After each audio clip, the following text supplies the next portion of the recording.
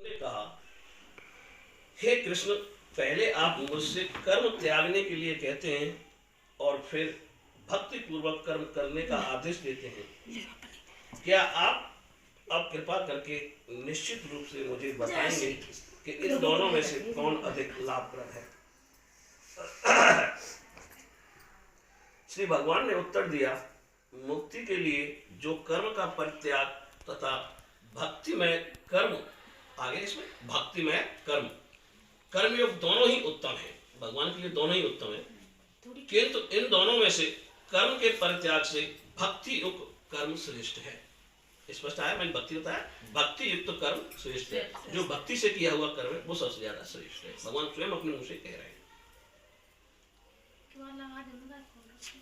थोड़ी सी तो खोलूंगी। भगवान नाम में जो पुरुष ना तो कर्म फलों से घृणा करता है और ना कर्म फल की इच्छा करता है, वह नित्य सन्यासी जाना जाता है। हे महाबाहु अर्जुन, ऐसा मनुष्य समस्त द्वंद्वों से रहित होकर भव बंधन को पार कर पूर्णतया मुक्त हो जाता है। जो कर्म करता है और ये सोचे मुझे क्या फल मिलेगा, उसकी भी इच्छा न करता हो और कर्म फलों से घृणा न करता हो, अपने कर्म से घृणा भी न करता हो और फल की भी इच्छा न करता हो, वो पूर्णतया मुक्त हो जाता है। अज्ञानी ही भक्ति कर्मयोग को भौतिक जगत के विश्लेषणात्मक अध्ययन सांख्य से भिन्न कहते हैं। जो वस्तुतः ज्ञानी हैं वे कहते हैं कि जो इनमें से किसी एक मार्ग का भली भांति अनुसरण करता है वह दोनों के फल प्राप्त कर लेता है। जो ये जानता है कि विश्लेषणात्मक अध्ययन सांख्य द्वारा प्राप्त स्थान भक्ति द्वारा भी प्राप्त किया जा सकता है और इस तरह जो सांख्य योग तथा भक्ति योग को एक समान देखता है वही वस्तुओं को यथारूप से देखता है। भक्त में लगे बिना केवल समस्त कर्मों का परित्याग करने से कोई सुखी नहीं बन सकता, परंतु भक्ति में लगा हुआ विचारवान व्यक्ति शीघ्र ही परमेश्वर को प्राप्त कर लेता है। जो मैंने कहा वो आया, भक्ति में लगा हुआ विचारवान व्यक्ति शीघ्र ही परमेश्वर को प्राप्त कर लेता है।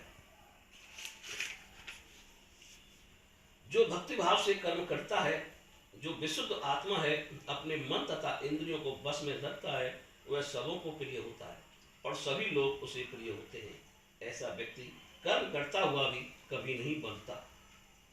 दिव्य भावनामृत युक्त पुरुष देखते, सुनते, स्पर्श करते, सूंघते, खाते, चलते, फिरते, सोते तथा श्वास लेते हुए भी अपने अंतर में सदैव यही जानता रहता है कि वास्तव में वह कुछ भी नहीं करता।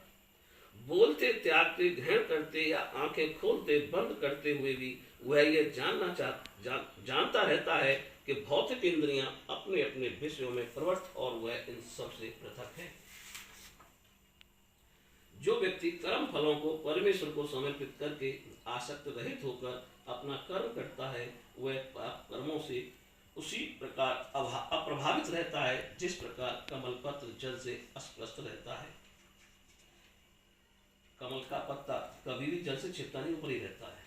योगी जन आसक्त रहित होकर शरीर, मन, बुद्धि तथा इंद्रियों के द्वारा भी केवल शुद्धि के लिए कर्म करते हैं। निश्चल भक्ति शुद्ध शांति प्राप्त करता है क्योंकि वह समस्त कर्म फल मुझे अर्पित कर देता है। किंतु जो व्यक्ति भगवान से युक्त नहीं है और जो अपने श्रम का फल कामी है वह बंध जाता है। जब देहधारी जीवात्मा अपनी प्रकृति को वश में कर लेता है और मन से समस्त कर्मों का परित्याग कर देता है, तब वह 9 द्वारें वाले नगर भौतिक शरीर में बिना कुछ किए कराए सुखपूर्वक रहता है। शरीर रूपी नगर का स्वामी देहधारी जीवात्मा ना तो कर्म का सृजन करता है, ना लोगों को कर्म करने के लिए प्रेरित करता है, ना ही कर्म फल की रचना करता है। ये सब तो प्रकृति के गुणों द्वारा ही किया जाता है। परमेश्वर ना तो किसी को पापों का ग्रहण करता है ना पुण्यों को, किंतु सारे देहधारी जीव उस अज्ञान के कारण मोहग्रस्त रहते हैं जो उनके वास्तविक ज्ञान को आच्छादित किए रहता है। किंतु जब कोई उस ज्ञान से प्रबुद्ध होता है जिससे अविद्या का विनाश होता है, तो उसके ज्ञान से सब कुछ उसी तरह प्रकट हो जाता है जैसे दिन में सूर्य से सारी वस्तुएं प्रकाशित हो जाती हैं। जब मनुष्य की वृद्धि, मन, श्रद्धा तथा सब कुछ भगवान में स्थिर हो जाते हैं, तभी वह पूर्ण ज्ञान द्वारा समस्त कलमश से शुद्ध होता है और मुक्ति के पथ पर अग्रसर होता है। विनम्र साधु पुरुष अपने वास्तविक ज्ञान के कारण एक विद्वान तथा विनीत ब्राह्मण, गाय, हाथी, कुत्ता तथा चांडाल को समान दृष्टि से देखता है। जिनके मन में एकत्व तथा समता में स्थित है, उन्होंने जन्म तथा मृत्यु के बंधनों को पहले ही जीत लिया है। वे ब्रह्म के समान निर्दोष हैं और सदा ब्रह्म में ही स्थित रहते हैं। जो ना तो प्रिय वस्तु को पाकर हर्षित होता है और ना अप्रिय पाकर विचलित होता है, जो स्थिर बुद्धि है, जो मोह रहित है और जो भगवत विद्या को जानने वाला है, वह पहले से ही ब्रह्म में स्थित रहता है। ऐसा मुक्त पुरुष भौतिक इंद्रिय सुख की ओर आकृष्ट नहीं होता, अपितु सदैव समाधि में रहकर अपने अंतर में आनंद का अनुभव करता है। इस प्रकार स्वरूप सिद्ध व्यक्ति पर ब्रह्म में एकाग्रचित होने के कारण असीम सुख भोगता है। बुद्धिमान मनुष्य दुख के कारणों में भाग नहीं लेता, जो भौतिक इंद्रियों के संसर्ग से उत्पन्न होते हैं। हे कुंती पुत्र, ऐसे भोगों का आदि तथा अंत होता है, अतः चतुर व्यक्ति उनमें आनंद नहीं लेता। यदि इस शरीर को त्यागने के पूर्व कोई मनुष्य इंद्रियों के वेगों को सहन करने तथा इच्छा एवं क्रोध के वेग को रोकने में समर्थ होता है, तो वह इस संसार में सुखी रह सकता है।